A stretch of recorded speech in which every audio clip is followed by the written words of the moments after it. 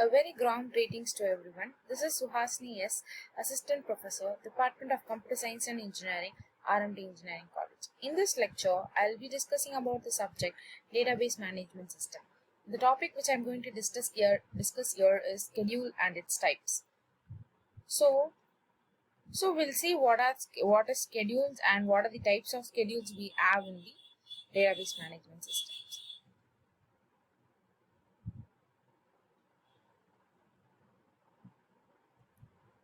So we have we know about what is concurrency protocol. I mean control and all those things. What is mean by concurrently execution? Also, when you do multiple transaction at the simultaneously, then we say that is a concurrent transaction. So here, when several transactions are running concurrently, you may have a isolation, so that may be violated. So also sometimes you may you may lose the consistency and the correctness of the individual transaction. So you have to make it everything as a schedule, right? So for that purpose, we'll go for the scheduling concept. So in this scheduling concept, what problems we can occur and what happens is we have two things. Okay, one is a transaction which is successful, a transaction which is failed. If a transaction that completes its execution, you have to commit the instruction as a last statement. Only then your data will be stored, or your data can be saved in your your database.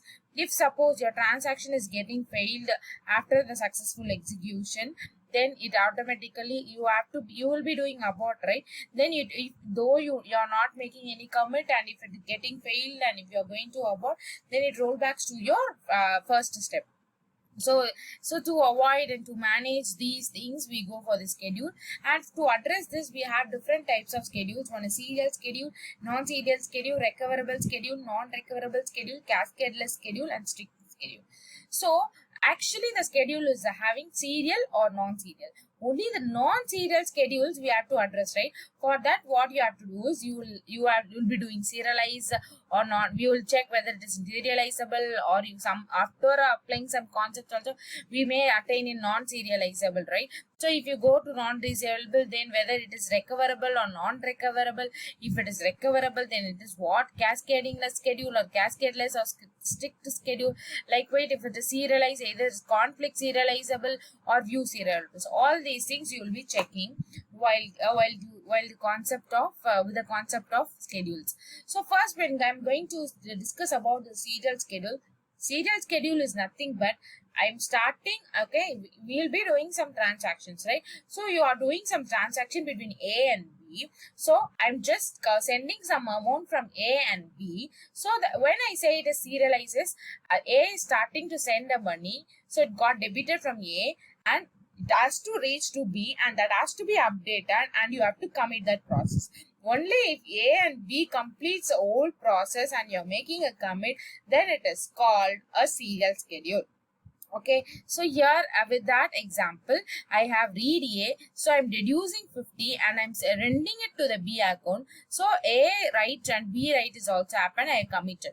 So next only I'm going to the next transaction. Again I'm taking A, doing some operation, then sending that to B and writing that answer and committing. So this is particular. So this has completed, then only it went for the second transaction. So it is called serialized. It is not that every time AT1 has to be done first. You can start any transaction first, but it should be serialized, which means both accounts should complete their transactions. If it is happening, then we say it as serial schedule. So then what you will say non-serial schedule? Non-serial schedule is, I told, if A is sending money to B, only after completing the BO and commit only you have to go for the transaction 2. Here it is not addressed, right? So A is sending money and before B is getting updated, then the transaction 2 is started with A.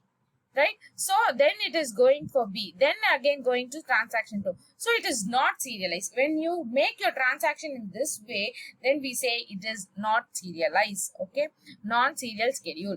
So coming to recoverable schedule. Recoverable schedule is nothing but when you can roll back and get something, that is called recoverable. Okay. So when you can get roll back, when you're not committing your process, and if suppose something is getting failed, and you will be automatically roll back to some steps, right? So your previous steps. So that is called, you are going to recover the previous data. So it is called recoverable. I have A, it is non-serial schedule, right? So I have A, T2 is also addressing A before B of T1. So I'm committing here. Here also I'm committing. If suppose something is getting failed, I'll be automatically, if here before giving this B commit, if it is failing, then I will automatically reach to A. Okay, T2 reads a value of A which is updated by T1, and now T1 is committed before T1 is getting committed. Now if T2 is getting failed, it rollbacks to the failure of T1. Okay, so it rollbacks to the failure of T1 also, because if this is failed, so this will get failed. So if this failed, this will also get failed. So automatically it rollbacks to the previous step. So this is called recoverable schedule. Next, I am coming to non-recoverable schedule.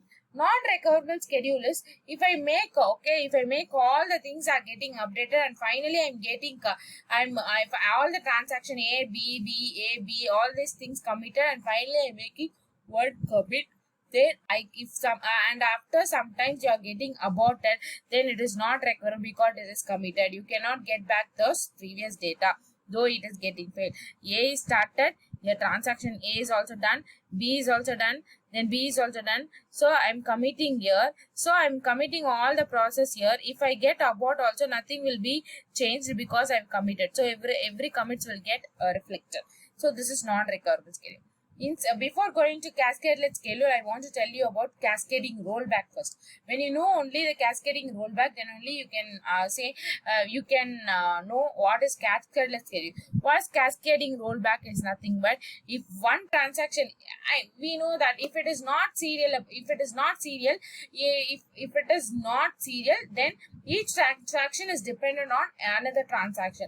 Only the updated value of other transaction you are going to get, and if it is serial also, it's the same cases. Okay, so in that such cases, I have T1. I'm doing something. My value of A is updated here.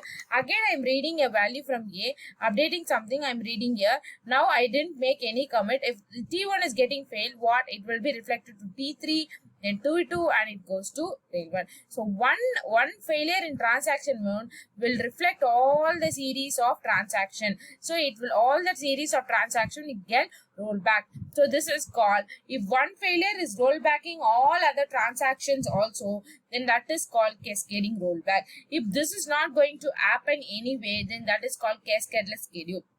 So how it happens in cascadeless schedule is, so each and every transaction, though it is read, write, without sending I'm debiting but I'm not crediting, then also I'm committing, then so it is not like then and there. If I give commit and I'm getting failure in the same cases, it will not get rolled back, right? Because everything got committed. So this process is called cascadeless schedule. Okay. So next, coming to the strict schedule is, it will just maintain a strict rule, right? Unless and until you commit the transaction 1, you cannot go to transaction 2. If that case is going to happen, if a schedule is made in that way without commit, you cannot start T2, then that is called a strict schedule. So that you can write the value, you can save the value, your values will get updated. Though some failure happen, your values will be stored. So this is how these different types of schedules carried out. It acts with respect to real-time examples. Okay. So with this, I'll stop. Thank you.